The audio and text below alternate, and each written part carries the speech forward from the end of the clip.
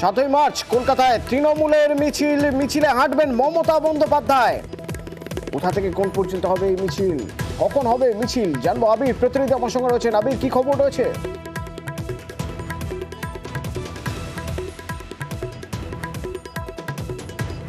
মহিলা সংগঠনের উদ্যোগে এই মিছিল হবে 7ই মার্চ। প্রতিনিধি আবির আমার সঙ্গে রয়েছেন। আবির, কি খবর রয়েছে আমাদের কাছে?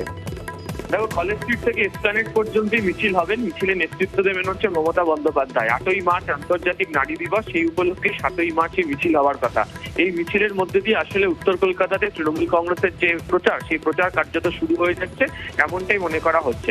তুমি জানো, সন্দেশখালী ইস্যু থেকে শুরু করে একাধিক বিষয় ইতিমধ্যেই যে তৃণমূল কংগ্রেস বিরোধী রাজনৈতিক দলগুলো তারা লাগাতার আক্রমণ করতে শুরু করেছে। বিশেষ করে সন্দেশখালীর ঘটনা নিয়ে কিছুক্ষণ আগে প্রধানমন্ত্রী নরেন্দ্র মোদী তিনিও তৃণমূল কংগ্রেসকে আক্রমণ করেছেন।